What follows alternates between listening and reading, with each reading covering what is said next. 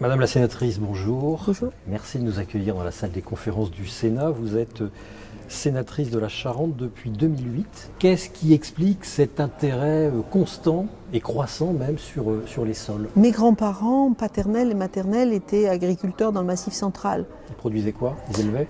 Des éleveurs, ouais. Mhm. Et donc, j'ai eu cette sensibilisation au monde agricole par mes grands-parents. Quel était leur rapport au sol, si tant est que vous en ayez un souvenir? Ils vous en parlaient? Ils le considéraient comment? Ils considéraient le sol comme un sol vivant, qu'il fallait respecter, avec lequel il fallait travailler. Le sol, c'était leur gagne-pain, c'était la terre nourricière, bien évidemment, c'était aussi les paysages. Donc, ils avaient une relation très, sensible au sol, à l'environnement. Sensibilité que vous avez conservée. Sensibilité que j'ai conservée moi, et puis aussi en tant que mère, que citoyenne, que femme, que mère, puisque j'ai des enfants. Donc l'alimentation, qui dit alimentation dit sol, et donc ce qu'on mange.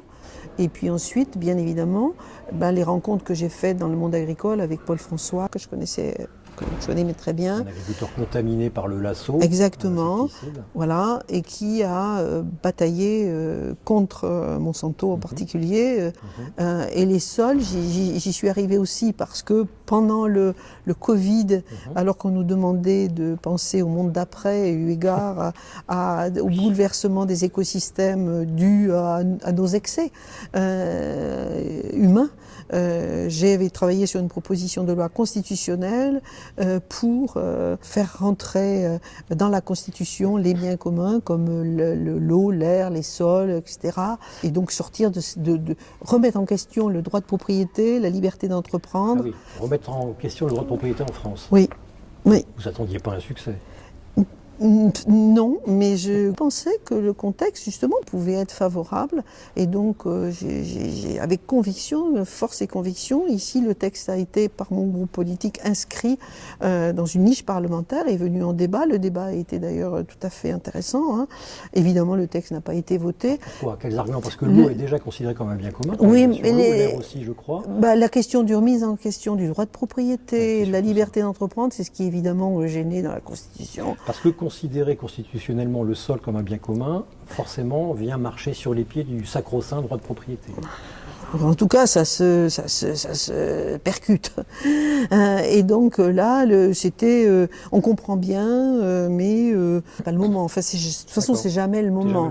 C'est jamais le moment. J'ai appris. Hein, maintenant, je suis pas, j'allais dire, une perdrix de l'année. Hein, il y avait quoi dans cette proposition de loi? Dans cette proposition de loi, il y avait la reconnaissance des sols vivants comme patrimoine commun de la nation, et donc inscrit dans le Code de l'environnement au même titre que l'air et l'eau, ce qui n'est pas le cas aujourd'hui. C'est une révolution. Les sols n'ont toujours pas d'existence juridique. Voilà, exactement.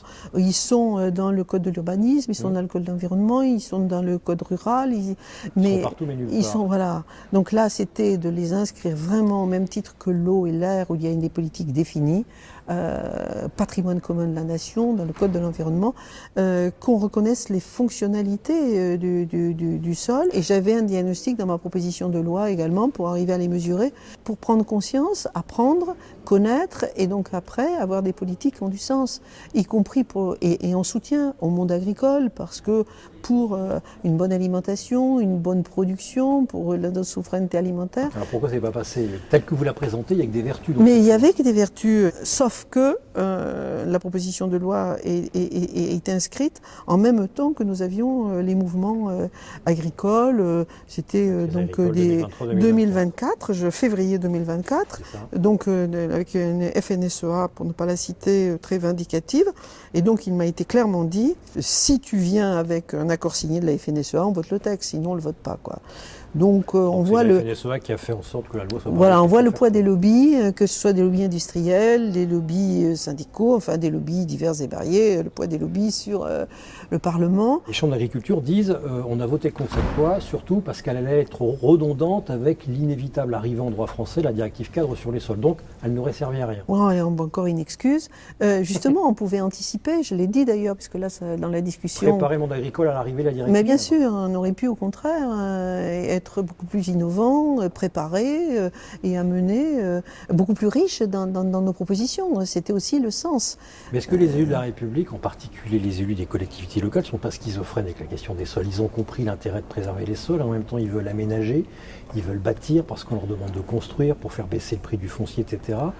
Ils voient bien qu'on touche à la propriété privée à laquelle personne n'ose toucher en France. Les sols révèlent finalement une schizophrénie française sur le rapport, le rapport au droit de propriété, le rapport au privé. Exactement, exactement. Et comment on s'en sort de ça? C'est grâce à l'Europe, avec la directive? Alors le problème de la directive, c'est qu'elle a été déjà réduite, la portée est réduite. Donc elle est censée arriver, j'espère, rapidement, ce qui nous permettra ici de remettre le pain sur la planche et de retravailler. Donc, a priori, elle arrivera en droit français avant 3 ans, hein, c'est ça? Ça fait un moment qu'on l'attend déjà, hein, donc ça finit par être une arlésienne. Donc là, moi, mon mandat se finit dans 1 an, je ne sais pas si je repartirai pour un nouveau mandat. J'ose espérer qu'il y aura ici et ailleurs des parlementaires courageux pour reprendre ces combats parce qu'ils sont majeurs. Les sols, c'est la vie. Les sols, c'est la vie, y compris la vie humaine.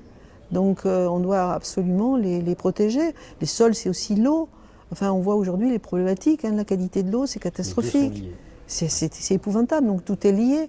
Et la question du climat, la nécessité donc d'adapter nos modes de vie, d'adapter notre consommation. Alors les critiques qui reviennent souvent contre votre projet de loi il y a 2 ans et contre la directive cadre, c'est moins sur la propriété privée, enfin en tout cas celle dont on m'a fait part, que sur le coût relatif à la réalisation des diagnostics. Tous disent, notamment la SAFER, oui mais vous comprenez, en France c'est 6 000 € l'hectare en moyenne, si on a 600, 700 €, voire 1 000 € de diagnostic, c'est pas très rentable pour les agriculteurs, donc il faut nous aider à payer. Et là, à la FNSEA, on dit souvent, et dans les chambres d'agriculture, oui, moi je veux bien faire tous les diagnostics que vous voulez, mais à quoi ça me sert, moi, agriculteur, pour valoriser ma production? Est-ce que ça va se traduire sur mon prix de vente? Et le coût de l'inaction, et le coût de la maladaptation? Ça, je suis d'accord. C'est quoi?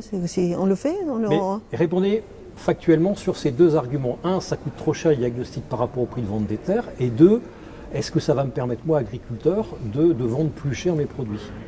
Eh bien, il faut un diagnostic qui corresponde à chacun. On voit que les scientifiques qui connaissent bien ces sujets sont en capacité d'avoir un référentiel. Il y en a une 50aine, oui, établi par l'INRA. Voilà.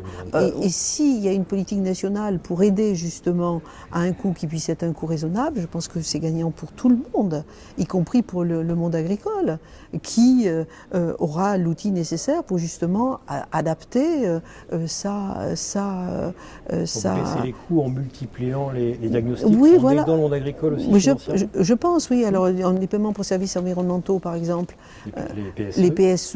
Et ça aussi, c'est une arlésienne, parce que tout le monde en parle, personne n'en fait. Oui, mais justement, dans ma proposition de loi, sur la politique des sols, justement, je parlais. Les agences de l'eau étaient très preneuses d'ailleurs, puisque qui dit eau, sol, voilà. Et donc, avec les paiements pour services environnementaux, on peut tout à fait accompagner le monde agricole pour changer de modèle. Oui, on peut, mais on fait pas. Oui, mais si ça tenait qu'à moi, je ne sais pas, nommez-moi ministre de l'Agriculture. Je sais pas. Quelle est l'ambiance aujourd'hui au Sénat? La loi du plomb, la loi d'orientation agricole, le ZAN, etc. Tout a été vidé de sa substance. Comment vous sentez l'ambiance? Vous vous sentez bien ou vous retournez souvent en circonscription pour... Je retourne en circonscription, oui, heureusement. C'est vrai que c'est difficile, on régresse. Et pourquoi? Je pense qu'il y a le poids des lobbies, le poids de l'argent, le poids de certains. C'est un calcul politique? Oui, je pense, oui. Regardez aux États-Unis, avec l'arrivée de Trump, le Trumpisme, est-ce que nous, on ne commence pas ici à voir l'arrivée d'un Trumpisme qui remet en question les agences sanitaires, les normes, etc., alors que la plupart des normes sont sanitaires, la plupart du temps. Un mot sur, non pas sur Lionel Rangère, mais sur le colloque que j'ai le bonheur d'animer, les indicateurs biologiques opérationnels de la santé des sols. Un mot pour Lionel Rangère et les participants. Alors déjà, m'excuser de ne pas pouvoir participer à ce colloque.